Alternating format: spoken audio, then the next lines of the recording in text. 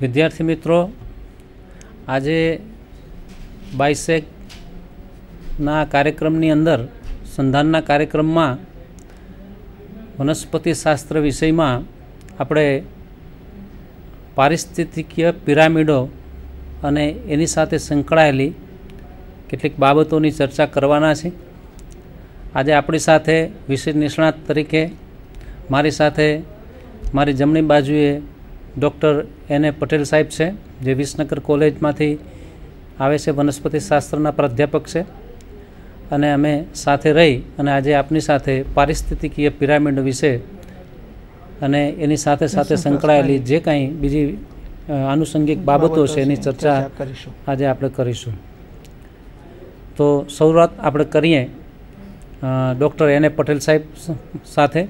Doctor N.A. Patel સાહેબ શરૂઆત કરશે, આપણને શરૂઆતના બેઝિક જે બાબતો છે એના વિશેની, પરિસ્થિતિકીય પિરામિડો વિશેની વાતો કરશે.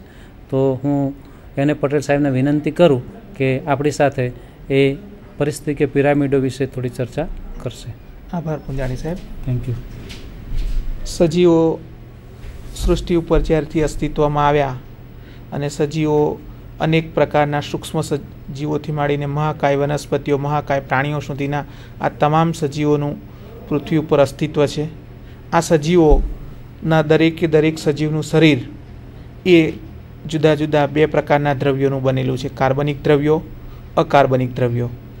એટલે પરિસ્થિતિ વિદ્યાની અંદર, અભ્યાસની અંદર સૌથી પ્રથમ આપણે જોઈએ તો સજીવ જે છે એ સજીવનું શરીર બે વસ્તુનું છે. કાર્બનિક દ્રવ્યો એના અંદર બનેલા છે. એ કાર્બનિક દ્રવ્યોની અંદર ખાસ કરીને પ્રોટીન, લિપિડ અને કાર્બોહાઈડ્રેટ જેને કહીએ, આ ત્રણ વસ્તુઓ એની સાથે સંકળાયેલી છે. જ્યારે અકાર્બનિક દ્રવ્યોની અંદર જુદા જુદા ખનિજ ક્ષારો જેવા કે સોડિયમ, પોટેશિયમ, મેગ્નેશિયમ, આ બધા સજીવના શરીરની અંદર બનેલા છે. આ ક્ષારો અને કાર્બનિક દ્રવ્યો જ્યારે સજીવના શરીરમાં હોય છે ત્યારે એ સજીવના ફોર્મમાં હોય છે. એ જ વસ્તુ જ્યારે સજીવના શરીરની બહાર હોય છે ત્યારે નિર્જીવ શરીર તરીકે આપણે એને લઈએ છીએ.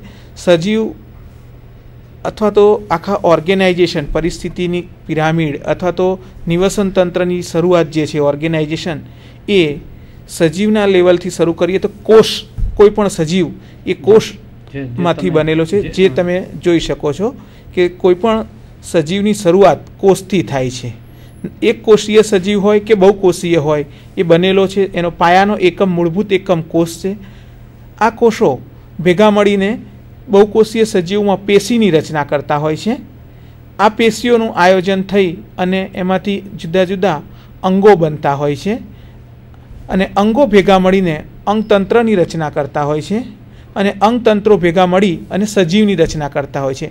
આમ દરેક સજીવ કે જે મૂળભૂત રીતે બહુકોષીય દેખાય છે અથવા તો એની અંદર જુદા જુદા અંગો આવેલા છે, પણ એની શરૂઆત એક કોષથી થાય છે. એટલે એક જ કોષનો બનેલો સજીવ કે જુદા જુદા એક જ પ્રકારના કોષો ભેગા મળીને પેશીઓ બનાવે છે, પેશીઓ ભેગા મળીને અંગો બનાવે છે, અંગો ભેગા મળીને અંગતંત્રો રચે છે અને અંગતંત્રો ભેગા મળીને એક સજીવની રચના કરે છે.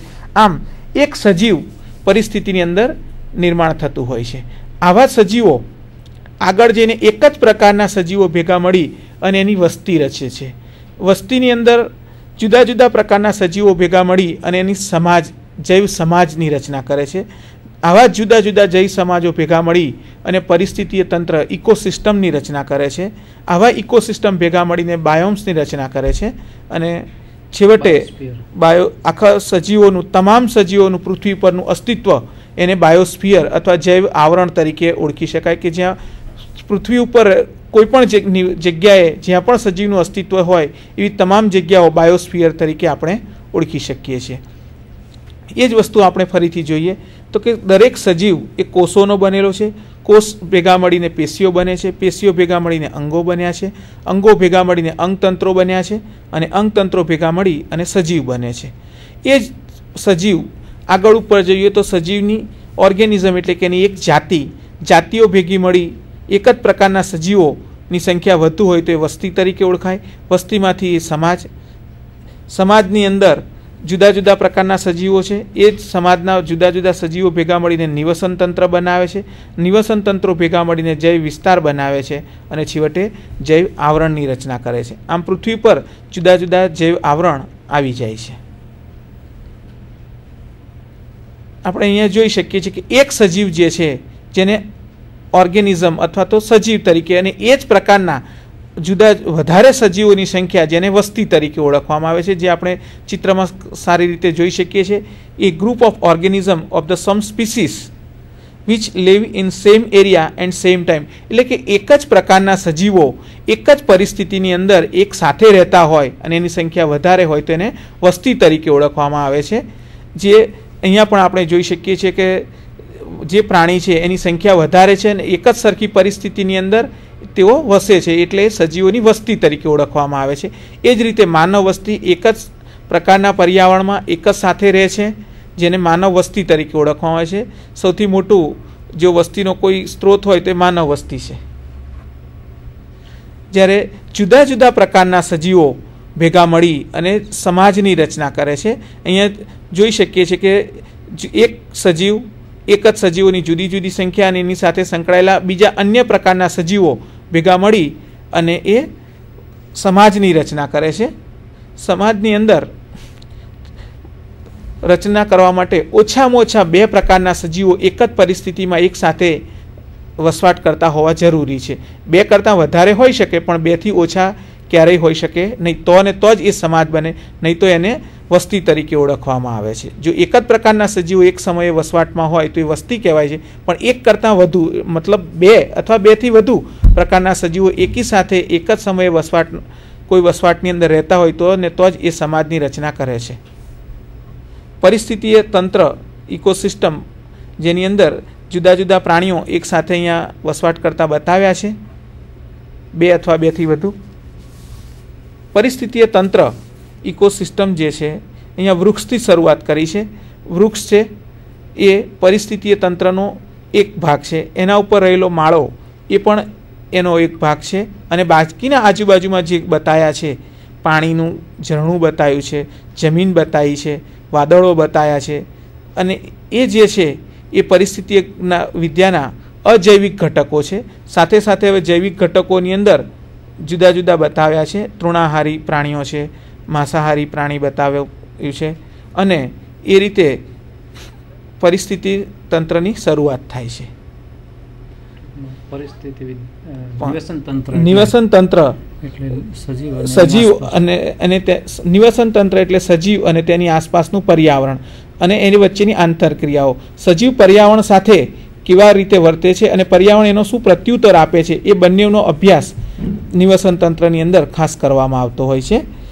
નિવસન તંત્રને મુખ્યત્વે 2 ભાગમાં વહેંચવામાં આવે છે: માનવ સર્જિત નિવસન તંત્ર અને કુદરતી નૈસર્ગિક નિવસન તંત્ર. માનવ સર્જિત નિવસન તંત્ર જેમની અંદર માછલીઘર, કૃષિ ઉદ્યોગો, પ્રયોગશાળાઓ, ખેતરો કે જ્યાં માણસે બનાવેલું નિવસન તંત્ર છે એને માનવ સર્જિત નિવસન તંત્ર તરીકે ઓળખવામાં આવે છે. જ્યારે નૈસર્ગિક નિવસન તંત્ર જે કુદરતની અંદર જોવા મળે છે, જેમાં માણસની કોઈ ખલેલ નથી, એવા નિવસન તંત્રોના મુખ્ય 2 ભાગ પાડવામાં આવે છે: સ્થળજ નિવસન તંત્ર, ટેરેસ્ટ્રીયલ નિવસન તંત્ર, અને બીજું જલદ નિવસન તંત્ર કે જ્યાં જમીન પાણીની અંદર રહેલું નિવસન તંત્ર હોય છે. સ્થળજ નિવસન તંત્રની અંદર એના પેટા પ્રકારો તરીકે જમીન પર રહેલા જંગલો એટલે કે વનનું નિવસન તંત્ર, તૃણભૂમિનું નિવસન તંત્ર અને રણ વિસ્તારનું નિવસન તંત્ર, એવા 3 પેટા પ્રકારો પડે છે સ્થળજના. જ્યારે જલદ નિવસન તંત્રની અંદર એના પાણીના આધારે મીઠા પાણીનું નિવસન તંત્ર અને દરિયાઈ એટલે કે ખારા પાણીનું નિવસન તંત્ર, એમાં 2 ભાગ પાડવામાં આવે છે. જેમાંનું દરિયાઈ નિવસન તંત્ર તમામ નિવસન તંત્રોમાં સૌથી મોટું નિવસન તંત્ર એ દરિયાઈ નિવસન તંત્ર છે. અહીંયા જે બતાવ્યું છે નિવસન તંત્ર એ રણ વિસ્તારનું નિવસન તંત્ર છે કે જેની અંદર ઓછા પાણીની અંદર ઉગતી વનસ્પતિ સમાજની વનસ્પતિઓ ત્યાં જોવા મળતી હોય છે કે જેના મૂળ ખૂબ ઊંડા હોય અને જમીનમાંથી પાણીનો સંપૂર્ણપણે ઉપયોગ કરી લે. ઇવન એ વનસ્પતિઓ ઝાકળના પાણીનો પણ ઉપયોગ કરી લેતી હોય અને પાણીનું સહેજ પણ બગાડ ન કરે એ પ્રકારનું જે નિવસન તંત્રની અંદર જોવા મળે. અને એ વનસ્પતિઓ એ રણનું નિવસન તંત્રની રચના કરે છે. બીજું જે છે એ તૃણભૂમિનું નિવસન તંત્ર છે કે જેની અંદર તૃણ એટલે કે ઘાસ પ્રકારની વનસ્પતિઓ ઉગતી હોય, ત્યાં વૃક્ષોનું પ્રમાણ ઓછું હોય, ખૂબ જ ઓછું હોય, અને ત્યાં બાકીના અન્ય પક્ષીઓ જોવા મળતા હોય છે. બીજું અહીંયા પણ બીજું જે બતાવ્યું છે એ પણ તૃણભૂમિનું નિવસન તંત્ર છે કે જ્યાં તૃણાહારી પ્રાણીઓ જોવા મળે છે અને એની સાથે તૃણાહારી કીટકો પણ જોવા મળે છે.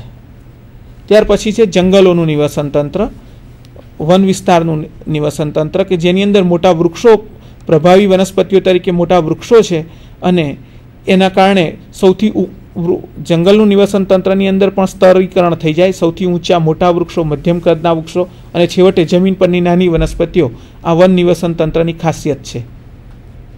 મીઠા પાણીનું નિવસન તંત્ર જે છે એની અંદર સૌથી અગત્યનો ઘટક એના ઉત્પાદકો સજીવોથી શરૂ કરીએ તો ઉપરની તરફ એના ઉત્પાદક સજીવો છે અને એમાંથી નભનારા નાના ઝૂપ્લેન્ક્ટોન્સ, એના પર નભનારા નાના સજીવો, એના પર માછલીઓ, એના પર નભનારા પક્ષીઓ, એ રીતે આખું નિવસન તંત્ર પૂર્ણ થતું હોય છે. એ જ રીતે દરિયાઈ નિવસન તંત્ર, એની અંદર પણ બે ભાગ છે. દરિયાઈ નિવસન તંત્રની અંદર એક સાવ છીછરા કિનારાનો વિસ્તાર કે જ્યાં વનસ્પતિઓ જોવા મળે, મેનગ્રુવ પ્રકારની એક ભાગ એ છે, અને બીજો દરિયાનો ઊંડો વિસ્તાર એનો પણ સમાવેશ થાય છે. આમ દરિયાઈ નિવસન તંત્રના પણ બે ભાગ છે, પેટા પ્રકારો, છીછરા પાણીનું અને ઊંડા પાણીનું. નિવસન તંત્રના ઘટકોની વાત કરીએ તો એના મુખ્ય બે ઘટકો છે. જેમ અગાઉ મેં તમને કહ્યું એમ જૈવિક ઘટકો અને અજૈવિક ઘટકો. જૈવિક ઘટકો એટલે સજીવો જેમાં સમાવેશ થાય છે અને બીજા અજૈવિક ઘટકો કે જેમાં નિર્જીવોનો સમાવેશ થાય છે. જૈવિક ઘટકો જે છે એ જૈવિક ઘટકોને પોષણ પ્રાપ્તિને આધારે બે ભાગમાં વહેંચી શકાય છે. એક પહેલો જે છે સ્વાવલંબીઓ અથવા ઉત્પાદકો અથવા લીલી વનસ્પતિઓ કે જેઓ પોતાનો ખોરાક જાતે બનાવે છે સૂર્યપ્રકાશમાંથી, અને બીજા સ્તરો માટે બીજાઓના પોતાના માટે અને બીજાઓ માટે ખોરાક બનાવે છે, માટે એને ઉત્પાદકો અથવા પ્રોડ્યુસર્સ તરીકે ઓળખવામાં આવે છે. જ્યારે બીજા જે છે પરાવલંબીઓ અથવા તો હિટ્રોટ્રોપ્સ, જેને ઉપભોગીઓ તરીકે ઓળખવામાં આવે છે. ઘાસ ખાનારા તૃણાહારીથી શરૂ કરીને માંસાહારી સુધીનો તમામનો સમાવેશ હિટ્રોટ્રોપ્સમાં કરવામાં આવે છે. એટલે સૌથી અગત્યનો ભાગ એ છે કે એની અંદર માત્ર ને માત્ર બે જ પ્રકાર છે, એક જે છે ઉત્પાદક સજીવો અને બીજા ઉપભોગી સજીવો. આ બધા જ સજીવો જીવવા માટે વનસ્પતિઓ અને પ્રાણીઓને શક્તિ સૂર્યપ્રકાશમાંથી પ્રાપ્ત થાય છે, અને શક્તિનું જે કંઈ વહન છે એ એક માર્ગી હોય છે. વનસ્પતિઓ સૌથી પ્રથમ સૂર્યમાંથી શક્તિનું ગ્રહણ કરે છે અને સૂર્યમાંથી એ શક્તિને, પ્રકાશ શક્તિનું રાસાયણિક શક્તિની અંદર ગ્લુકોઝના સ્વરૂપની અંદર અને ગ્લુકોઝમાંથી અન્ય આગળ કાર્બોહાઈડ્રેટ, પ્રોટીન અને લિપિડ બનાવીને પોતાના શરીરમાં સંગ્રહ કરે. પોતાની જરૂરિયાત પૂરતું એનર્જી વાપરીને બાકીનો એ સંગ્રહ કરી અને આગળના સ્તર માટે એટલે કે તૃણાહારીઓને આપે છે. તૃણાહારીઓ ઘાસ ખાઈ અથવા તો વનસ્પતિને ખાઈને એમાં રહેલી શક્તિ પોતાનામાં મેળવે છે. એ શક્તિ આગળ જતાં પ્રાણીઓમાંથી માંસાહારી પ્રાણીઓમાં અને માંસાહારી પ્રાણીઓમાંથી એનાથી પણ આગળના માંસાહારી પ્રાણીઓમાં પહોંચતી હોય છે. અહીંયા જોઈ શકાય છે કે લીલી વનસ્પતિઓ, પછી વિષમપોષી ફૂગ છે એ પણ વનસ્પતિઓ પર આધાર રાખે છે, અને ત્રીજું તૃણાહારી પ્રાણી છે એ પણ વનસ્પતિઓ આહારી છે. સૂર્યપ્રકાશ શક્તિની સીધો ઉપયોગ કરી તેનું રાસાયણિક શક્તિમાં રૂપાંતર કરતા સજીવોને સ્વાવલંબીઓ કહે છે, જેમાં લીલ જેવી દ્વિઅંગી, ત્રિઅંગી, અનાવૃત બીજધારી અને આવૃત બીજધારી અને કેટલાક પ્રકારના પ્રકાશ સંશ્લેષી બેક્ટેરિયાનો સમાવેશ થાય છે કે જેઓ પ્રકાશ સંશ્લેષણ કરી અને વાતાવરણમાંથી CO2 અને પાણી જેવા સરળ સંયોજનોને જોડી અને ગ્લુકોઝ અને ઓક્સિજનને મુક્ત કરે છે, અને આ જ ગ્લુકોઝ પાછળથી જોડાઈ અને કાર્બનિક પદાર્થોનું નિર્માણ કરે છે. વનસ્પતિઓને શક્તિ તરીકે સૂર્યપ્રકાશ મળતો હોય. અહીંયા જોઈએ તો જંગલની વનસ્પતિઓ બતાવી છે કે જેની અંદર વનસ્પતિઓ ખૂબ ગીચ છે, અને આ બધાને જીવંત રહેવા માટે સૂર્યપ્રકાશની શક્તિની જરૂર છે. કોઈપણ સજીવને જીવંત રહેવા માટે ખોરાકની જરૂર છે, જે વનસ્પતિઓ ખોરાકનું નિર્માણ કરે છે. અહીંયા જંગલનું નિવસન તંત્રમાં સૂર્યપ્રકાશની સીધી કે પરોક્ષ રીતે પણ એને સૂર્યપ્રકાશની જ શક્તિ દ્વારા એ નભી શકતા હોય છે. આ બધી બીજી બધી સ્લાઇડ પર જોઈ શકાય છે. હા, અન્ય સ્લાઇડો પણ આપણે જોઈ શકીએ છીએ કે જ્યાં લીલ અને લીલી વનસ્પતિ બતાવી છે કે જેઓ પ્રકાશ સંશ્લેષણ કરી અને ખોરાક બનાવે છે. અહીંયા પણ સિયાનોફાઇસિયન લીલ જોવા મળે છે અને બીજી વનસ્પતિઓ પણ બાજુમાં બતાવી છે કે જે પ્રકાશ સંશ્લેષણ કરી અને સૂર્યપ્રકાશની પ્રકાશ શક્તિનું રાસાયણિક શક્તિમાં રૂપાંતર કરે છે. પાણીના 6CO2 + 6H2O gives C6H12O6 એટલે કે ગ્લુકોઝ વત્તા ઓક્સિજન. આ માત્ર ને માત્ર લીલી વનસ્પતિઓ ક્લોરોફિલની હાજરીમાં કરી શકે છે અને જેને પ્રકાશ સંશ્લેષણ તરીકે ઓળખીએ છીએ. અને આવું પ્રકાશ સંશ્લેષણ કરનારા તમામ સજીવો ઓટોટ્રોપ્સ એટલે કે સ્વાવલંબીઓ તરીકે ઓળખવામાં આવે છે અને પોષણ કડીનું એ પ્રથમ સોપાન રચે છે જેનાથી પોષણ કડીની શરૂઆત થાય છે. જ્યારે પરાવલંબીઓ પોતાનો ખોરાક માટે બીજા ઉપર આધાર રાખે છે, સ્વાવલંબીઓ ઉપર સીધી કે આડકતરી રીતે આધાર રાખે છે. તેઓ ઉત્પાદકો દ્વારા બનાવેલા કાર્બનિક પદાર્થોનો ખોરાક તરીકે ઉપયોગ કરે છે અને તેઓ ઉપભોગીઓ પણ કહેવાય છે. એટલે કે વનસ્પતિઓએ જે કંઈ ખોરાક બનાવ્યો છે એ બધો ખોરાક પોતે વનસ્પતિ વાપરી નાખતી નથી, એના દેહની અંદર સંગ્રહિત થાય છે. એક સંગ્રહિત થયેલા ખોરાકનો ઉપયોગ તૃણાહારી પ્રાણીઓ કરે છે અને એ તૃણાહારી પ્રાણીઓનો ઉપયોગ કરનારા માંસાહારી પ્રાણીઓ પણ આમ છેવટે તો શક્તિ સૂર્યમાંથી જ આવેલી શક્તિનો જ ઉપયોગ કરે છે. એટલે કે લીલી વનસ્પતિઓ સિવાયના તમામ આગળના સજીવોનો સમાવેશ ઉપભોગ્યો તરીકે કરવામાં આવે છે. સ્ક્રીન પર જોઈ શકો છો, આપ સ્ક્રીન પર પણ જોઈ શકો છો કે જ્યાં કન્ઝ્યુમ્સની વ્યાખ્યા બતાવી છે કે એનિમલ એટલે કે પ્રાણીઓ કે જેઓ કન્ઝ્યુમ્સ દે ઇટ. કન્ઝ્યુમ એટલે કે ખોરાક ગ્રહણ કરવો. Food provide by the plants or other animals કે જેઓ વનસ્પતિનો અથવા અન્ય પ્રાણીઓનો ખોરાક તરીકે ઉપયોગ કરે છે તેઓને કન્ઝ્યુમર અથવા તો ઉપભોગ્યો તરીકે ઓળખવામાં આવે છે. ઉપભોગ્યોના જુદા જુદા ઉદાહરણ આપેલા છે. કન્ઝ્યુમર્સ, હિટ્રોટ્રોપ્સ, વિષમપોષીઓ, સૌથી પહેલા શાકાહારી પ્રાણીઓ કે જેઓ માત્ર વનસ્પતિઓનો ખોરાક તરીકે ઉપયોગ કરે છે જેને શાકાહારી અથવા હર્બીવોરસ તરીકે ઓળખવામાં આવે છે. કાર્નિવોરસ અથવા માંસાહારી કે જેઓ માત્ર પ્રાણીઓનો ખોરાક તરીકે ઉપયોગ કરે છે તેને માંસાહારી તરીકે ઓળખવામાં આવે છે. ઓમ્નિવોરસ એટલે કે મિશ્રાહારીઓ જેઓ વનસ્પતિઓ અને પ્રાણીઓ બંનેનો ખોરાક તરીકે ઉપયોગ કરે છે જેને મિશ્રાહારી તરીકે ઓળખવામાં આવે છે. ત્યાર પછીનું છે મૃતભક્ષી જેઓ વનસ્પતિ અને પ્રાણીઓના મૃત અવશેષો તો પ્રાણીઓના મળમૂત્ર ઉપર પણ આધાર રાખનારા ને મૃતભક્ષી તરીકે, ખાસ કરીને બેક્ટેરિયા અને ફૂગ એ બધા મૃતભક્ષી છે. જ્યારે ડિકમ્પોઝર્સ વિઘટકો કે જેઓ કાર્બનિક દ્રવ્યોનું વિઘટન કરીને સરળ કાર્બનિક દ્રવ્યોમાં ફેરવે છે. જટિલ કાર્બનિક દ્રવ્યોમાંથી સરળ કાર્બનિક દ્રવ્યો જેને વિઘટકો તરીકે ઓળખવામાં આવે છે. અને છેલ્લો જ પોષણ કડીનો ઘટક જે છે રૂપાંતરકો કે જેઓ સરળ કાર્બનિક દ્રવ્યોનું અકાર્બનિક દ્રવ્યોમાં રૂપાંતર કરી અને નિવસન તંત્રમાં પાછા મોકલી આપનારા રૂપાંતરકો તરીકે ઓળખવામાં આવે છે. અહીંયા જે ચિત્ર બતાવ્યું છે જેની અંદર તૃણાહારી પ્રાણીઓ લીલી વનસ્પતિઓ છે જેઓ પ્રકાશ સંશ્લેષણ કરે છે અને એના ઉપર નભનારા તૃણાહારી પ્રાણીઓ બતાવ્યા છે.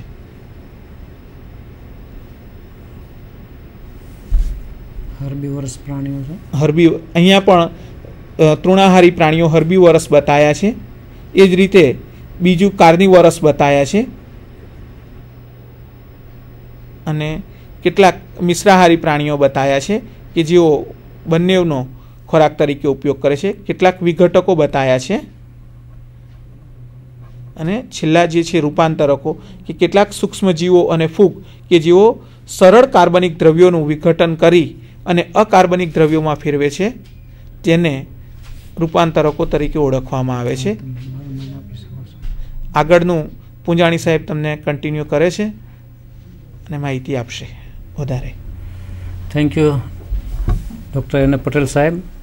હવે આપણે પ્રાથમિક માહિતી જે પારિસ્થિતિકીય પિરામિડો છે એના વિશેની કેટલીક પ્રાથમિક માહિતી આપણે મેળવી છે. મિત્રો, આની અંદર જુદા જુદા સ્તરના સજીવોનો આપણે અહેવાલ પ્રાપ્ત કર્યો છે કે કયા સજીવોને સ્વાવલંબીઓ એટલે કે ઉત્પાદકો તરીકે ઓળખીએ છીએ, કયા સજીવો ઉપભોગીઓ જેની અંદર ખાસ કરીને તૃણાહારીઓ, માંસાહારીઓમાં પણ પ્રથમ ક્રમના માંસાહારીઓ, પછી દ્વિતીય ક્રમના માંસાહારીઓ, ટોપ એટલે સૌથી ઉચ્ચ માંસાહારીઓ. એ બધી જ વસ્તુઓ આપણને અહીંથી ખ્યાલ આપણને મળેલો છે. હવે આપણે આ બધામાંથી એક વસ્તુ ખાસ જોઈ છે કે અહીંયા જીવો જીવસ્ય ભોજનમ, અહીંયા એક સજીવ બીજા સજીવ પર ભોજન માટે આધાર રાખે છે. જ્યારે આપણા ઘરની અંદર પણ આપણે જોતા હશું કે ગરોળી જ્યારે પતંગિયું કે ફૂદાનો ઉપભોગ કરે છે, ખાય છે, ત્યારે આપણને બહુ અરેરાટી થતી નથી, કારણ કે સ્વાભાવિક છે કે જો ગરોળી આ પતંગિયાને નહીં ખાય તો એનું જીવન ટકશે નહીં. અને જીવન ટકાવવા માટે આપણે જરૂરી છે શક્તિ છે. શક્તિનો પટેલ સાહેબે વાત કરી અને પટેલ સાહેબ એ પ્રમાણે શક્તિ સૂર્યમાંથી આવે જ છે, પણ એ સૂર્યમાંથી આવતી શક્તિનો સીધો ઉપયોગ લીલી વનસ્પતિઓ કરશે, પણ ત્યાર પછી સ્તરના જે સજીવો છે, પોષક સ્તરના સજીવો, એનો આડકતરી રીતે ઉપયોગ કરવાના છે. તો આપણી જૈવિક ક્રિયાઓ ચલાવવા માટે, આપણું જીવન ચલાવવા માટે જે શક્તિની જરૂર છે એ શક્તિ આપણને આપણી લીધેલા ખોરાકમાંથી આપણને પ્રાપ્ત થશે.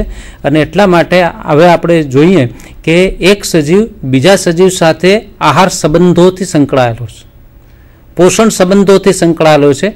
અને એ આહાર સંબંધોથી જ્યારે સંકળાય ત્યારે એને પરિણામે એક શૃંખલાનું, એક શ્રેણીનું નિર્માણ થતું હોય છે.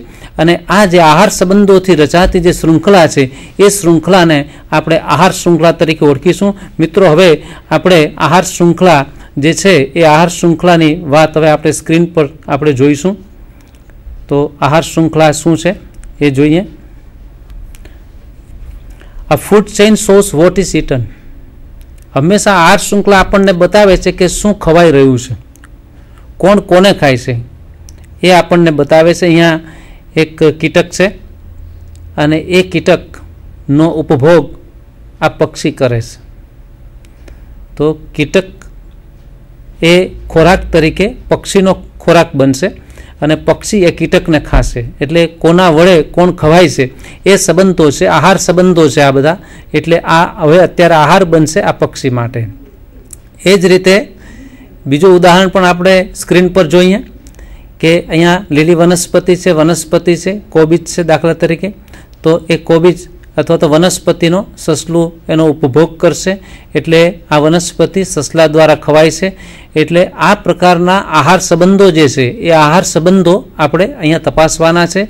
આહાર શૃંખલાની રચનાની હંમેશા શરૂઆત એ વનસ્પતિથી જ થતી હોય છે. વનસ્પતિ એ પાયાનો સજીવ છે. વનસ્પતિ જો ન હોય તો આહાર શૃંખલા શક્ય નથી. એટલે વનસ્પતિ હંમેશા પાયામાં છે અને વનસ્પતિના મદદથી જ બીજા સજીવો પોતાનું જીવન છે ટકાવી રાખતા હોય છે. અહીંયા જીવન ટકાવવાની જે આખી વ્યવસ્થા છે એ વ્યવસ્થાની અંદર આપણે અગાઉ જોયું છે એ પ્રમાણે જુઓ કે લીલી વનસ્પતિ છે એ પાયાની અંદર છે. લીલી વનસ્પતિ હંમેશા પ્રાણી દ્વારા ખવાશે. આ ગોકળ ગાય છે, આપણી આસપાસના વિસ્તારમાં આપણે વનસ્પતિઓ બગીચાની અંદર જશો તો પણ જોવા મળશે, એ વનસ્પતિ ખાશે. અને એ સીધી જે છે એ વનસ્પતિ ન ખાતા એ પ્રાણીનો ઉપભોગ કરે છે આ પક્ષી. એટલે અહીંયા આહાર શૃંખલા છે એ બે સ્ટેપની અંદર આપણને જોવા મળશે. પણ હંમેશા આહાર શૃંખલાની શરૂઆત લીલી વનસ્પતિથી જ થવાની છે અને એ રીતે અહીંયા આહાર શૃંખલા આગળ વધે છે. અહીંયા આહાર સંબંધો આગળ વધે છે. અહીંયા એક બેઝિક ફૂડ ચેઇન પાયાની બતાવી છે જે આપણે જાણીએ છીએ, છતાં એને સ્ક્રીન પર આપણે જોઈશું કે અહીંયા લીલી વનસ્પતિ છે જે સૂર્યપ્રકાશની મદદથી એણે ખોરાક તૈયાર કર્યો છે. આ પ્રોડ્યુસર્સ છે, લીલી વનસ્પતિ છે. એ લીલી વનસ્પતિને તૃણાહારીઓ ખાય છે. આ ગાય છે જે તૃણાહારી છે એટલે વનસ્પતિને ખાશે. એ પ્રાઇમરી કન્ઝ્યુમર છે એટલે કે પ્રાથમિક ભક્ષક છે, કારણ કે સીધો વનસ્પતિનો ઉપભોગ કરે છે. અને ત્યાર પછીના સ્તરમાં કોઈ પણ સજીવ આવી શકે છે. અહીંયા આપણે આપણી જાતને એટલે કે મનુષ્યને મૂક્યું છે. તો મનુષ્ય છે એ ત્યાર પછી એનું કંઈ ઉપભોગ કરે, એનું દૂધ વગેરે લે તો એ સેકન્ડરી કન્ઝ્યુમર તરીકે અહીંયા આવશે. તો આ રીતે એક બેઝિક ફૂડ ચેઇન છે. અહીંયા કહેવાનું મારું એ છે કે સજીવો વચ્ચે અહીંયા આહારના સંબંધો છે, ખોરાકના સંબંધો છે અને એ પ્રમાણે એક સજીવ બીજા સજીવ સાથે એકબીજા સાથે સંબંધ દ્વારા સંકળાયેલો છે અને પરિણામે જે ફૂડ ચેઇન છે, આહાર શૃંખલા છે એનું નિર્માણ થાય છે.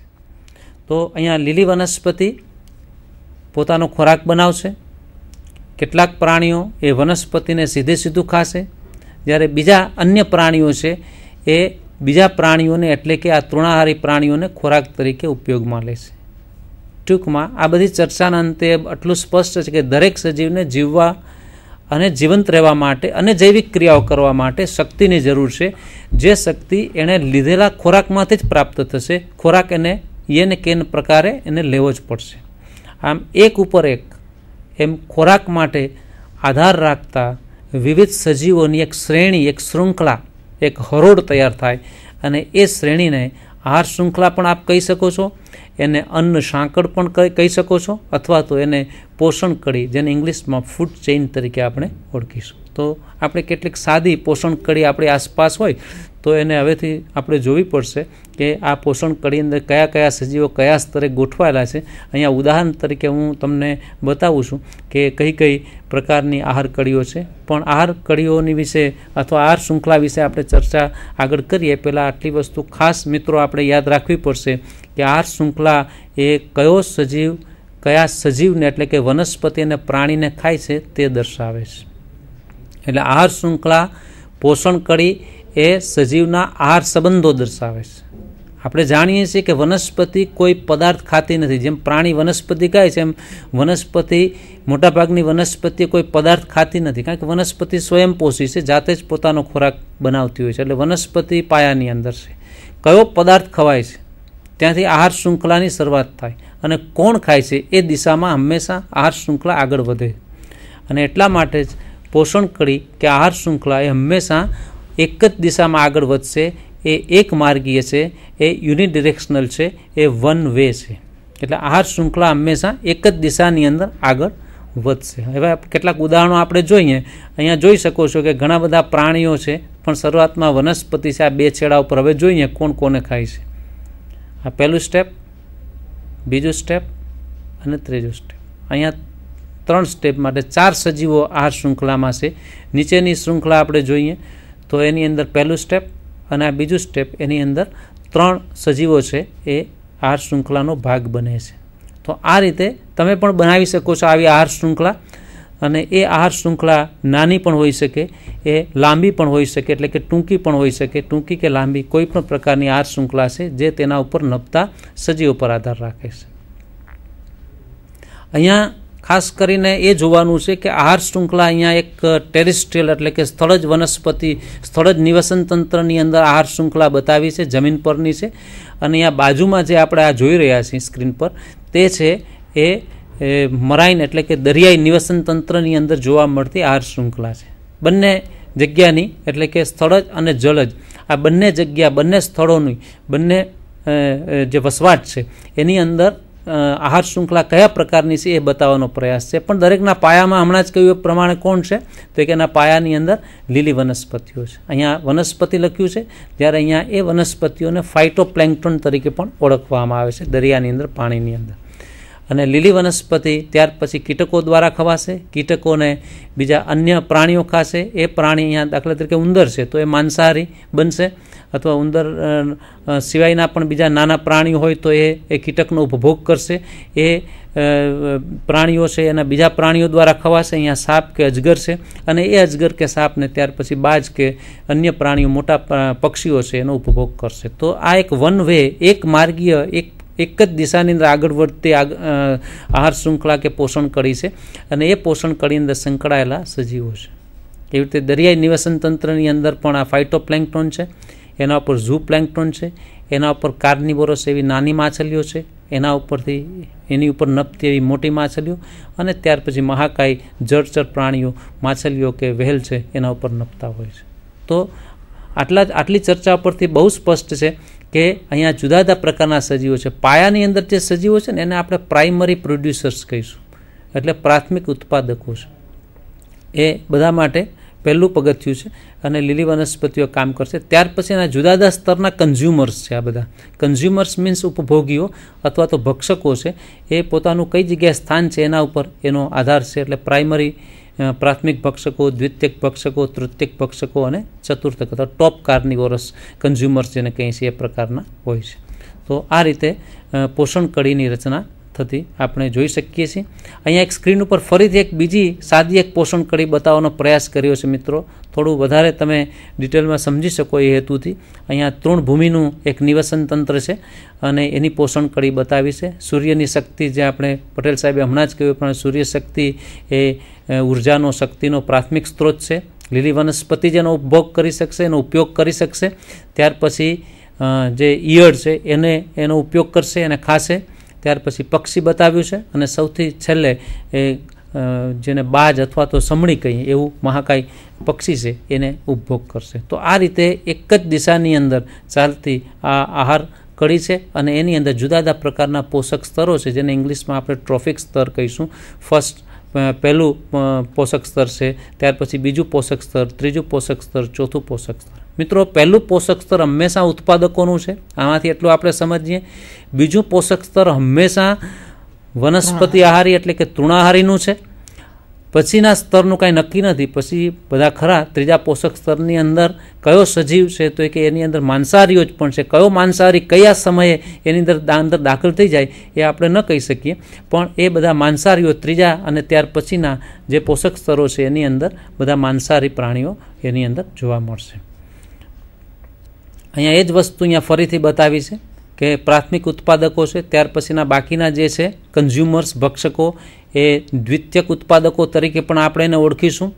અને પ્રાથમિક ઉત્પાદકોમાં વનસ્પતિ છે, પછી પ્રાથમિક ભક્ષકોની અંદર તૃણાહારીઓ છે, દ્વિતીયક ભક્ષકોની અંદર માંસાહારી છે, તૃતીયક ભક્ષકોની અંદર માંસાહારી કે ટોપ કાર્નિવોરસ ઉચ્ચ કક્ષાના માંસાહારીઓને પણ તમે મૂકી શકો. એમ જુદા જુદા ટ્રોફિક લેવલ્સ એટલે કે પોષક સ્તરો આપણે આની અંદર જોઈ શકીએ છીએ કે જે સ્તર પરથી જે તે સજીવ પોતાનું પોષણ મેળવતો હોય છે, શક્તિ મેળવતો હોય છે. અહીંયા એ પ્રકારે એ ફરી પાછી એક તૃણભૂમિની અંદર એક બીજા પ્રકારની પોષણ કડી બતાવવાનો પ્રયાસ કર્યો છે. એ કોને ખાય છે એ સંબંધ ફરી પાછો અહીંયા આપણને તાજો કરવા માટે આ સ્લાઇડ તમને બતાવું છું. આ અહીંયા જે છે ઓટોટ્રોપ સ્વાવલંબીઓ છે, બાકીના બધા જ પરાવલંબીઓ છે. અહીંયા લીલી વનસ્પતિ અને ત્યાર પછી ક્રમશઃ બીજા બધા પ્રાણીઓ છે. વાઘ છે એ આ પ્રાણીને ખાશે. માંસાહારી પ્રાણી જે છે એના પછી એના નીચેના નાના માંસાહારી પ્રાણીને ખાશે, એ તૃણાહારીને ખાશે, તૃણભક્ષીને, અને ત્યાર પછી તૃણભક્ષી છે વનસ્પતિને ઉપભોગ કરશે અને ખોરાક તરીકે ઉપયોગ કરશે. તો આ રીતે જુદા જુદા પ્રકારની પોષણ કડીઓ સમાજની અંદર, આપણી આસપાસની અંદર, આપણી વ્યવસ્થામાં જોઈ શકાશે. અહીંયા પણ એ જ પ્રકારની એવી એક સરસ મજાની નાની પોષણ કડી આપણે જોઈ શકીએ છીએ. આ દિશામાં પણ એ પોષણ કડી સીધી આ દિશામાં પણ જઈ શકે છે. અહીંયા એરો બતાવ્યો નથી પણ આપણે જોઈ શકીએ. અને એ સિવાય સૂક્ષ્મ જીવો જે જમીનમાં પડેલા છે એ પણ આની અંદર આપણને પોષણ કડીની અંદર પદાર્થોના વહનની અંદર એના એક સજીવમાંથી બીજા સજીવમાં લઈ જવા માટે પણ આપણને મદદ કરતા હોય છે. તો આ થઈ પોષણ કડીની વાત. હવે આપણે આહાર ઝાડની વાત કરીશું. હવે આ આટલા બધા ઉદાહરણો જોયા પછી આપણને એટલું સ્પષ્ટ લાગે છે કે હંમેશા દાખલા કે સાપ છે, તો સાપ એવું નથી કે સાપ માત્ર એને ઉંદર મળે તો જ જીવી શકે. સાપને બીજું અન્ય પ્રાણી મળે, છછુંદર મળે તો એ પણ ખાઈ જાય, સાપને કોઈ પક્ષી મળે તો પણ ખાઈ જાય. એનો અર્થ એવો કે કોઈ એક પ્રાણી, કોઈ એક સજીવ છે એ અન્ય પોષણ કડીનો પણ ભાગ બનતો હોય છે. તો હંમેશા નિવસન તંત્રોની અંદર આવી કેટલી બધી પોષણ કડીઓ આવી જોવા મળશે. અને એનું કારણ એ છે કે કોઈ પણ સ્તરનો સજીવ છે અન્ય પોષણ કડીના અન્ય સજીવને પણ પોતાનો ખોરાક તરીકે ઉપયોગ કરી શકતું હોય છે. અને એટલા માટે આવી અનેક પોષણ કડીઓ એકબીજા સાથે આહાર સંબંધોથી સંકળાય. અને જ્યારે આહાર સંબંધોથી પોષણ કડીઓ સંકળાય ત્યારે એના આહારના સંબંધોને એક જટિલ જાળી દ્વારા આપણે એને દર્શાવવા પડે. અને જટિલ જાળી દ્વારા જ્યારે દર્શાવીએ ત્યારે એક નવું નિર્માણ થશે જેને આપણે કહીશું પોષણ ઝાડ અથવા આહાર ઝાડ. સ્ક્રીન પર હવે એ આહાર ઝાડ વિશે આપણે વધારે માહિતી મેળવીશું. કુદરતમાં પ્રાણીઓ ફક્ત કોઈ પણ એક જ પ્રકારના ખોરાકને વળગી રહેતા નથી. એ હંમેશા અન્ય ખોરાકની ટેવો ધરાવતા હોય છે અને વિવિધ ખોરાક એ રીતે લેતા હોય છે. એક કરતાં વધારે આહાર શૃંખલાઓ એને પરિણામે સંકળાયેલી હોય છે. અને એ આહાર શૃંખલાઓ જ્યારે સંકળાય ત્યારે આહાર ઝાડની રચના થાય. અહીંયા એક તૃણભૂમિ બતાવી છે, એની સાથે સંકળાયેલા જુઓ આ સજીવ છે, આ તીડ છે. તીડનો ઉપભોગ સીધું આ પક્ષી પણ કરી શકે છે. તીડનો ઉપભોગ આ શેડો પણ કરી શકે છે. અને ત્યાર પછી એ શેડાનો ઉપયોગ આ પક્ષી કરે છે. એટલે તમે જોઈ શકો છો કે આ પહેલી આહાર ઝાડ આ દિશામાં, ત્યાર પછી આ બીજી આહાર ઝાડ, એમ આ રીતે જેટલી દિશામાં એરા જાય છે, એરા મીન્સ તીર, તો એ દિશામાં તમે જોશો તો એક કરતાં વધારે આહાર શૃંખલાના સજીવો જ્યારે એકબીજા સાથે આહાર સંબંધોથી આપણે બતાવીએ ત્યારે આહાર ઝાડનું નિર્માણ થતું હોય છે. અહીંયા ખાલી બતાવવામાં આવ્યું છે કે એક માર્ગી આખી વ્યવસ્થા છે અને ફરી પાછું જે એમાં દ્રવ્યો છે, દ્રવ્યોનું ચક્રીય વહન અહીંયા બતાવવાનો પ્રયાસ કર્યો છે મિત્રો. અહીંયા પ્રોડ્યુસર્સથી માંડી અને ટોપ કાર્નિવોરસ અને ત્યાર પછી એ બધા સજીવો જમીનમાં ભળે ત્યારે એનું વિઘટન અને રૂપાંતરણ થઈ અને ફરી પાછું એ વનસ્પતિને એ દ્રવ્યો પાછા મળે છે. એમ આહાર શૃંખલા જે છે એની અંદર શક્તિનું એક માર્ગી વહન છે, જ્યારે પદાર્થોનું વહન હંમેશા ચક્રીય સ્વરૂપે હોય છે. હવે આપણે મૂળ વાત પર આવીએ તો પારિસ્થિતિકીય પિરામિડો, આ બધી બેઝિક વસ્તુનો ઉપયોગ કરીને આપણે પારિસ્થિતિકીય પિરામિડો વિશે ચર્ચા કરવાના છીએ. મને લાગે શબ્દોથી હવે આપ ખૂબ જ પરિચિત હશો જ. પ્રાથમિક ઉત્પાદકો, ત્યાર પછીના 3 દ્વિતીયક ઉત્પાદકો છે. એમાં પહેલું સ્થાન છે પ્રાઇમરી કન્ઝ્યુમર એટલે પ્રાથમિક ભક્ષક અથવા ઉપભોગી, દ્વિતીયક ભક્ષક, તૃતીયક ભક્ષક, ચતુર્થક ભક્ષક, ભલે ન લખ્યું હોય ટોપ કાર્નિવોરસ એ રીતે પણ હોઈ શકે છે. તો હવે આપણે પારિસ્થિતિકીય પિરામિડોની વાત કરીએ. પારિસ્થિતિકીય પિરામિડ એ એક આકૃતિ છે. આકૃતિ શાના વિશેની છે કે જેની અંદર સાપેક્ષ કેટલી શક્તિ છે દરેક સ્તરના સજીવોની અંદર, દરેક પોષક સ્તરના સજીવોની અંદર, એટલે દરેક ફૂડ ચેઇન એટલે કે આહાર શૃંખલા કે આહાર ઝાડ છે એના દરેક સ્તરના સજીવોની અંદર કેટલા પ્રમાણમાં શક્તિ છે, કેટલા પ્રમાણમાં દ્રવ્ય છે, કેટલા પ્રમાણની અંદર એનો બાયોમાસ છે, કેટલા પ્રમાણની અંદર એની સંખ્યા, વ્યક્તિગત સંખ્યા છે, એ બધું જ જ્યારે આપણે ભેગું કરીએ ત્યારે એનાથી બનતી જે આકૃતિ છે એને પારિસ્થિતિકીય પિરામિડ તરીકે ઓળખવામાં આવે. ઉત્પાદકો અને વિવિધ કક્ષાના ઉપભોગીઓ, એમની સંખ્યા, એમનો જૈવિક ભાર એટલે કે બાયોમાસ અને એમને અવેલેબલ એનર્જી કેટલી છે, પ્રાપ્ય શક્તિ, એ બધા વચ્ચે એક સંબંધ છે. તો આવા એ સંબંધને જ્યારે આકૃતિ સ્વરૂપે આપણે એને દર્શાવીએ ત્યારે કાં તો એ ત્રિકોણાકાર અથવા તો પિરામિડ એટલે કે નીચેનો પાયો મોટો અને ઉપરના ભાગમાં ક્રમશઃ સાંકડું એવો પિરામિડ આકાર પણ ધારણ કરતું હોય છે. ત્યારે આ પ્રકારની આકૃતિ કે પિરામિડને પારિસ્થિતિકીય પિરામિડ, ઇકોલોજીકલ પિરામિડ એને કહેવામાં આવે. અને અહીંયા આહારના સંબંધો છે, આપણે અગાઉ પણ કહ્યું છે, એટલે એને પોષણ પિરામિડ તરીકે પણ એને આપણે પારિસ્થિતિકીય પિરામિડને ઓળખી શકીએ છીએ. મિત્રો, પારિસ્થિતિકીય પિરામિડો 3 પ્રકારના છે. એક સંખ્યાના પિરામિડ, પિરામિડ્સ ઓફ નંબર, બીજું જૈવિક ભારના પિરામિડ, પિરામિડ ઓફ બાયોમાસ, ત્રીજું પિરામિડ ઓફ એનર્જી એટલે કે શક્તિના પિરામિડ. એટલે સંખ્યાના, જૈવિક ભારના અને શક્તિના પિરામિડ એવા 3 પ્રકારના પિરામિડ છે. એક વસ્તુ સ્ક્રીન પર બહુ સરસ રીતે તમને બતાવવામાં આવી છે કે સંખ્યાના પિરામિડ અને જૈવિક ભારના પિરામિડ, આ પિરામિડ કાં તો સીધા હોઈ શકે, સીધા ઇન ધ સેન્સ કે એનો પાયો નીચેનો જે છે એ પહોળો અને ક્રમશઃ ઉપર સાંકડું થતું જાય, અથવા તો એનાથી ઉલટું પણ હોય એટલે કે પાયો સાંકડો અને ઉપર તરફ આપણે જઈએ એમ ક્રમશઃ પહોળું થતું જાય, કે એ સિવાયનો અન્ય આકાર પણ હોઈ શકે છે. એટલે સંખ્યાના અને જૈવ ભારના પિરામિડ સીધા, ઉલટા કે અન્ય આકારના હોઈ શકે છે, પરંતુ શક્તિના પિરામિડ, પિરામિડ ઓફ એનર્જી એ હંમેશા અપરાઇટ જ હોય એટલે કે હંમેશા સીધા જ હોય, એટલે કે પાયો પહોળો અને ક્રમશઃ ઉપર સાંકડું થતું જાય. હવે એના ઉદાહરણ દ્વારા આપણે એને સમજવાનો મિત્રો પ્રયાસ કરીશું. આટલું બરોબરનું ક્લિયર રાખો મગજની અંદર કે સંખ્યાના પિરામિડ અને બાયોમાસના પિરામિડ એ કોઈ પણ આકાર ધારણ કરી શકે છે. એ સીધા પણ હોય, ઉલટા પણ હોઈ શકે કે અન્ય આકારના પણ હોઈ શકે, પરંતુ શક્તિના પિરામિડ આકારની દૃષ્ટિએ હંમેશા અપરાઇટ એટલે કે સીધા જ હોય છે. હવે સ્ક્રીન પર સંખ્યાના પિરામિડની આપણે વાત કરીએ તો આ પિરામિડ એ શું બતાવે છે આપણને, તો કે ઉત્પાદકો અને વિવિધ સ્તરના જે ઉપભોગીઓ, ભક્ષકો છે એની સંખ્યામાં જોવા મળતો સંબંધ બતાવે છે. સંખ્યાના પિરામિડ નામ જ સંખ્યાના પિરામિડ છે, એટલે એ સંખ્યાની બાબતમાં એ બંને વચ્ચેનો સંબંધ, ઉત્પાદકો અને વિવિધ સ્તરના ઉપભોગીઓ વચ્ચેનો સંબંધ બતાવે છે. અને અહીંયા નીચેના સ્તર ઉત્પાદકો જે છે એ ઉત્પાદકોનો છે એની સંખ્યા હંમેશા વધારે હોય, સ્વાભાવિક છે, અને એ હંમેશા બીજા અન્ય સ્તર કરતાં પહોળો હશે. એટલે એની ઉપરના ભાગમાં તૃણાહારીઓ એટલે પ્રાથમિક ભક્ષકો હશે, ત્યાર પછી એની ઉપર વિવિધ પ્રકારના માંસાહારીઓ ભક્ષકો હશે અને સૌથી ટોચ ઉપર ઉચ્ચ માંસાહારી હશે. આ રીતે આ પિરામિડની અંદર, સંખ્યાના પિરામિડની અંદર નીચેથી ક્રમશઃ ઉપર આપણે જઈશું એમ દરેક સ્તરમાં આવતા સજીવોની સંખ્યા એ ક્રમશઃ ઘટતી જશે, ઓછી થતી જશે, અને એટલા માટે એ મોટે ભાગે એ સીધો પિરામિડ છે આપણને જોવા મળશે. અહીંયા આકૃતિની અંદર આપ જોઈ શકો છો, પાયો એકદમનો પહોળો છે. અહીંયા ઉદાહરણ તરીકે કોઈ નામ નથી, પણ કે 200 સજીવો છે. એની ઉપરના ભાગમાં બીજું સ્તર છે, એમાં 100 સજીવો છે. ક્રમશઃ એ સજીવોની સંખ્યા ઘટતી જાય છે, એટલે number are decreasing gradually as you move from base to top, અને એ રીતે અહીંયા આ પ્રકારનો પિરામિડ આપણને મળશે.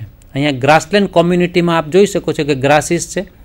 ગ્રાસીસની ઉપરના ભાગમાં અહીંયા એટલે ગ્રાસીસની સંખ્યા તો કેટલી બધી હોય, અસંખ્ય હોય. અહીંયા છતાં સંખ્યા લખવાનો પ્રયાસ કર્યો છે. ત્યાર પછીનું સ્તર છે ઉંદરોની સંખ્યા બતાવી છે, એ માનો કે લગભગ 2 લાખ જેટલા હોય. ત્યાર પછી એની અંદર એ જંગલ એ ગ્રાસલેન્ડમાં રહેતા સ્નેક એટલે કે સાપની સંખ્યા છે, દાખલા તરીકે 90,000ની આસપાસ છે. પણ બહુ ઓછી સંખ્યામાં બાજ કે જે સમડી છે એવા પ્રાણીઓ હોય છે. એટલે ક્રમશઃ સંખ્યાની અંદર ખૂબ જ ઘટાડો છે. આની એક વિશિષ્ટતા એ છે કે એનો પાયો હંમેશા ખૂબ જ પહોળો હોય, કારણ કે વનસ્પતિનું પ્રમાણ છે આની અંદર સંખ્યા ખૂબ જ વધારે હોય એટલા માટે. એટલે સંખ્યાના પિરામિડની અંદર આ એક સંખ્યા છે. બીજા પ્રકારનું સંખ્યાના પિરામિડની અંદર તૃણભૂમિનું નિવસન તંત્ર આપણે જોયું છે. અહીંયા ખાલી ગુજરાતીની અંદર તમને જુદા જુદા પ્રકારના નામ બતાવવાનો પ્રયાસ કર્યો છે, પણ અહીંયા પણ તમે જોઈ શકો છો કે નીચેથી ઉપર તરફ જતાં એ સંખ્યા ઘટતી જાય છે, જે આપણા ધ્યાન પર પણ છે અને આપણે હંમેશા આસપાસ જોતા હોઈએ છીએ. પછી તળાવના નિવસન તંત્રની અંદર ફાઇટોપ્લેન્ક્ટનની સંખ્યા વધારે હોય, જે પાયો છે, વનસ્પતિ છે, ઉત્પાદક છે. ત્યાર પછી પ્રાઇમરી કન્ઝ્યુમર્સમાં રોટીફર્સ અને ખૂબ જ નાની માછલીઓ છે. એની ઉપરના ભાગમાં નાની માછલીઓ અને પાણીના જીવડા, એની સંખ્યા ઓછી હોય, અને મોટી માછલીઓની સંખ્યા બહુ જ ઓછી હોય છે. તો તળાવનું નિવસન તંત્ર પણ એ અપરાઇટ છે, એટલે કે એ પણ સીધું છે દેખાવની દ્રષ્ટિએ. પણ અહીંયા એક બીજી આકૃતિ તમે જોઈ શકો સ્ક્રીન પર. અહીંયા એક જ વૃક્ષ પરનું નિવસન તંત્ર બતાવ્યું છે. આ અન્ય જે આકૃતિ છે સંખ્યાની બાબતની અંદર, સંખ્યાના પિરામિડમાં, એ થોડું આકૃતિ એની જુદી છે. હમણાં થોડી વાર પણ પહેલાં જ મેં કહ્યું હતું કે થોડા જુદી આકૃતિમાં પણ તમને આ જોવા મળશે. એમાં આ એક વૃક્ષ છે.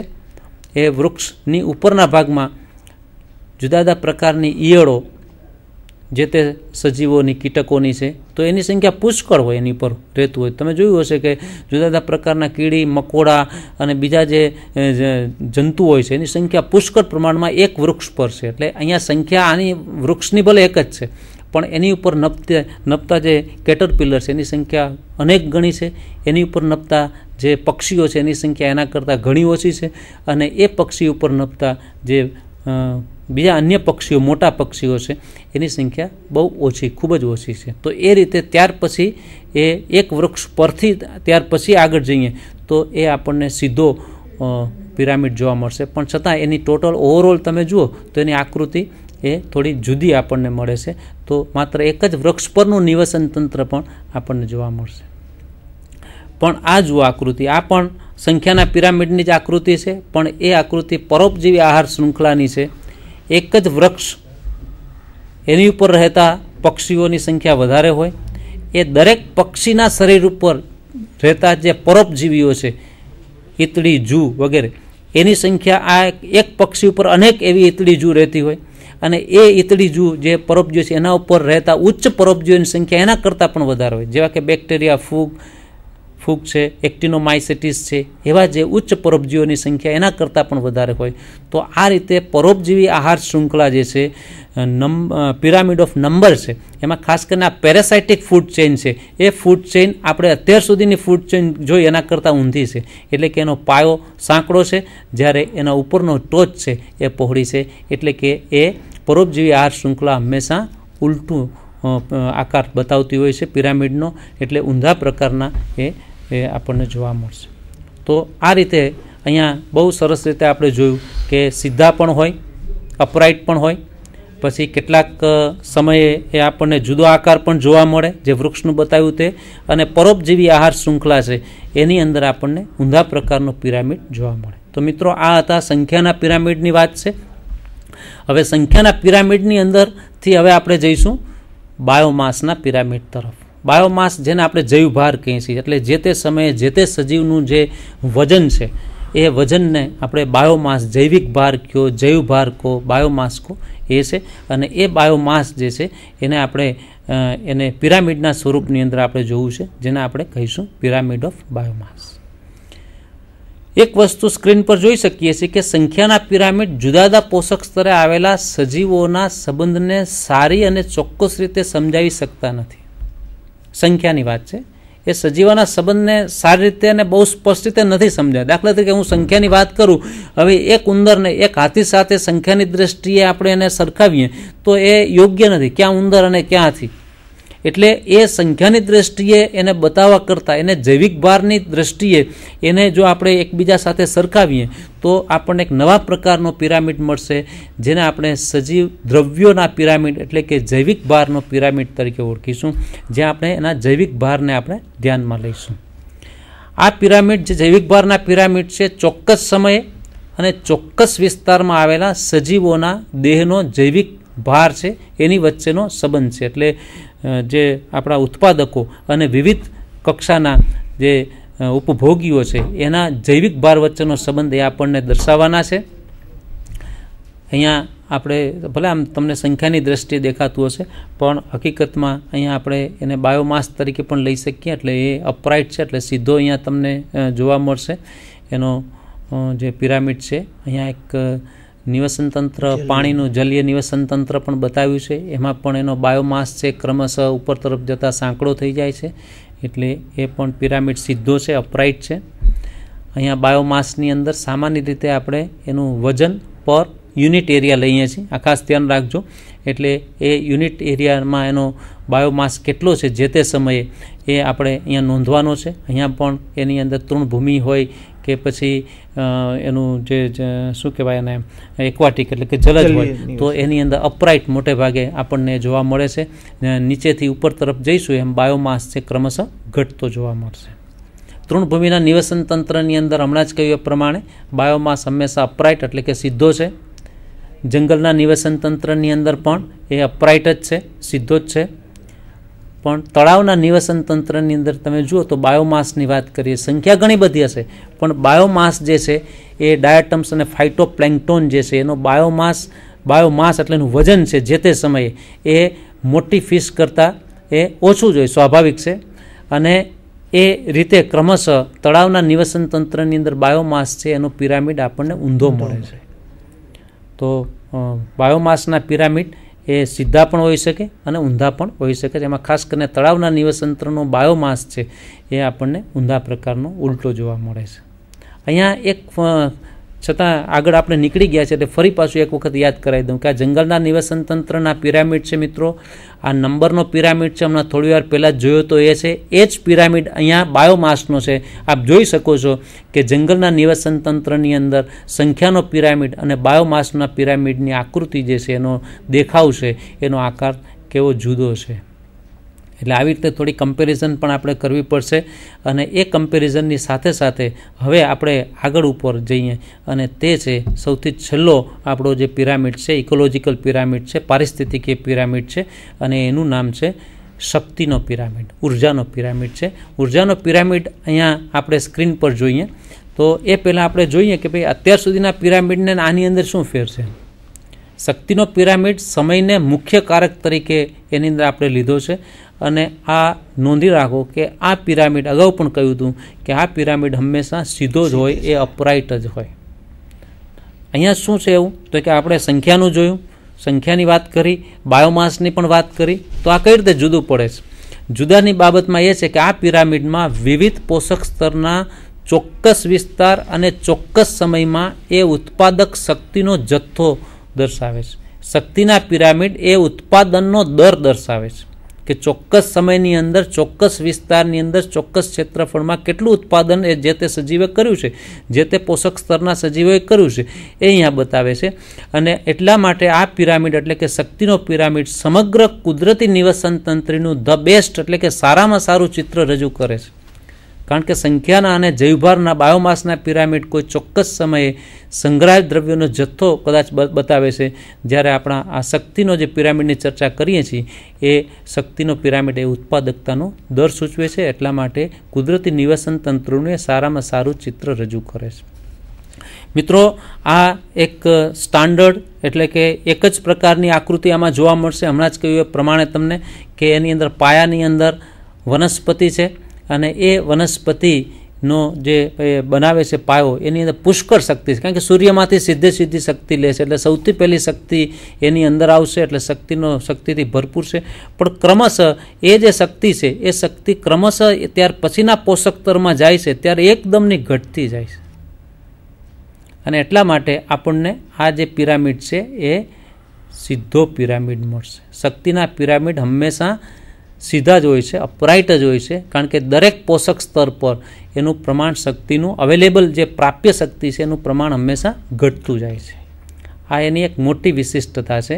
હવે તમને સમજે શા માટે ઘટતું જાય છે, તો અહીંયા આપણે 10%નો નિયમ લગાડવો પડે છે. હવે 10%નો નિયમ લગાડીએ એટલે આપણે લો ઓફ થર્મોડાયનેમિક્સને યાદ કરો. થર્મોડાયનેમિક્સ એટલે જે આપણે ફિઝિક્સની અંદર ને કેમિસ્ટ્રીમાં ભણીએ છીએ, લો ઓફ થર્મોડાયનેમિક્સ એના નિયમ પ્રમાણે પહેલો નિયમ તો આપને યાદ હશે, છતાં પહેલો નિયમ તમને યાદ કરાવી દઉં કે પહેલો નિયમ એવો છે કે હંમેશા જે ઉર્જા છે, શક્તિ છે, એ શક્તિ ઉત્પન્ન કરી શકાતી નથી કે એનો નાશ કરી શકાતો. Energy is neither created nor destroy.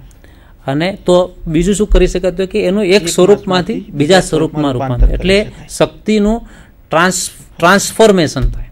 શક્તિના એક સ્વરૂપનું બીજા સ્વરૂપમાં રૂપાંતર થાય. જેમ કે આપણે લીલી વનસ્પતિ તો સૂર્યની પ્રકાશ શક્તિનું રાસાયણિક શક્તિમાં રૂપાંતર કરે છે. જેવી રીતે આપણે કોલસો બાળી છીએ અને કોલસો બાળીને ઇલેક્ટ્રિસિટી ઉત્પન્ન કરીએ છીએ તો રાસાયણિક શક્તિનું વિદ્યુત શક્તિમાં રૂપાંતર કરીએ છીએ. તો આ રીતે એક શક્તિ જે છે એ શક્તિના એક સ્વરૂપમાંથી બીજા સ્વરૂપની અંદર રૂપાંતર થતું હોય છે.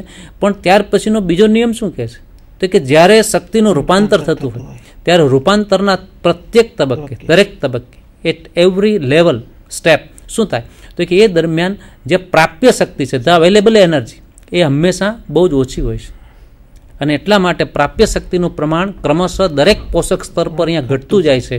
અને એટલા માટે મિત્રો જોઈ શકીએ છીએ કે દરેક પોષક સ્તરે જો આ પ્રમાણ ઘટતું જાય તો સ્વાભાવિક છે કે આ પોષણ કડી બહુ લાંબી હોય તો એ પોષણ કડી લાંબી હોય તો છેલ્લા સ્તરને કેટલું ઓછું, એને કેટલી ઓછી શક્તિ મળતી હોય છે. જો આ ફાઇટોપ્લેન્ક્ટોન બતાવ્યો છે, આ સૂર્ય એ શક્તિનો મુખ્ય સ્ત્રોત છે. સૂર્યની શક્તિ અહીંયા ફાઇટોપ્લેન્ક્ટોન લેશે, ફાઇટોપ્લેન્ક્ટોન ઝૂ પ્લેન્ક્ટોન લેશે, ઝૂ પ્લેન્ક્ટોનમાંથી પછી એના પછીના કાર્નિવોરસ એટલે નાની માછલીઓ, પછી મોટી, એના પછી મોટી માછલીઓ, એવી રીતે આખી ફૂડ ચેઇનની અંદર શક્તિનું વહન થશે. અને આ 10%નો જે નિયમ લાગુ પડશે એ 10% જ શક્તિ એના પછીના પોષક સ્તરને પ્રાપ્ત થશે. 90% શક્તિ છે દરેક પોષક સ્તરે એ વેસ્ટેજ જશે. કયા સ્વરૂપે જશે વેસ્ટેજ, તો કે ઉષ્મા સ્વરૂપે, એટલે ઉષ્મા સ્વરૂપે એ ત્યાંથી નીકળી જશે. અને કેટલીક શક્તિ છે એના પછીના પોષક સ્તરને પ્રાપ્ય થશે નહીં, એટલે એ અપ્રાપ્ય બનશે. તો આ પ્રકારે મોટા ભાગની શક્તિ છે એ અવેલેબલ હોતી નથી, પણ માત્ર 10% જેટલી શક્તિ છે દરેક પોષક સ્તરે પ્રાપ્ત થતી હોય છે. સ્ક્રીન પર આપ જોઈ શકો છો, સૂર્ય એ શક્તિનો સ્ત્રોત છે, ઉદ્ગમ છે. અહીંથી જ હંમેશા શક્તિ આ સમગ્ર વિશ્વની અંદર પૃથ્વી પર આપણને પ્રાપ્ત થાય છે. અને ત્યાર પછી એ અવેલેબલ ફાઇટોપ્લેન્ક્ટોન એનો સીધો ઉપયોગ કરશે. એમાંથી એ 10% એ હર્બીવોરસને એટલે કે તૃણભક્ષીઓને, વનસ્પતિ આહારીને આપશે. બાકીની 90% શક્તિ છે એ નાશ પામશે. ત્યાર પછી પ્રોડ્યુસર્સ પછી કોણ આવશે, તો કે પ્રોડ્યુસર્સ પછી ત્યાર પછી એના પછીનું સ્તર એટલે ઝૂ પ્લેન્ક્ટોન આવશે. દરેક જગ્યાએ 10%નો નિયમ લાગુ પાડવાનો છે આપણે. અને એ રીતે એ ત્યાર પછી કાર્નિવોરસને એટલે માંસાહારીઓને મળશે. માંસાહારીઓને મળ્યા પછી ત્યાર પછી ના જે સ્તરના જે સજીવો છે, જુદા જુદા સ્તરના ભક્ષકો છે, એને પ્રાપ્ત થશે. તો આ રીતે અહીંયા અવેલેબલ પ્રાપ્ય શક્તિ છે, પ્રાપ્ય શક્તિનું પ્રમાણ દરેક સ્તરે ઘટતું જાય છે. મિત્રો, વિદ્યાર્થી મિત્રો, આ જે છે એ પારિસ્થિતિકીય પિરામિડો વિશેની આપણે સઘન ચર્ચા કરી છે. મારા સાથી મિત્ર જે છે એ ડૉક્ટર એને પટેલ, એમણે પણ આપણને શરૂઆત કરી આપી સારી રીતે. અને એ રીતે આની અંદર આપને અમે સમજાવવાનો પ્રયાસ પણ કર્યો છે. આ બાબતની અંદર તમને કોઈ પણ જરૂર હોય, પૂછવાની ઈચ્છા હોય તો આપ અમને પૂછી શકો છો. આપ દરેકનો આભાર છે. અહીંયા પૂછવા માટે અહીંયા મારું ઈમેલ આઈડી જે છે એ આપણને આપેલું છે. આમ તો વિદ્યાર્થી મિત્રોને લોકલ સ્તર પર આપ જે તે પ્રશ્ન સોલ્વ કરી શકો, છતાં પણ આપણને જરૂર પડે તો આ ઈમેલ આઈડી પર આપ કોઈ પણ પ્રશ્ન પૂછી શકો છો. આપનો આભાર. નમસ્કાર.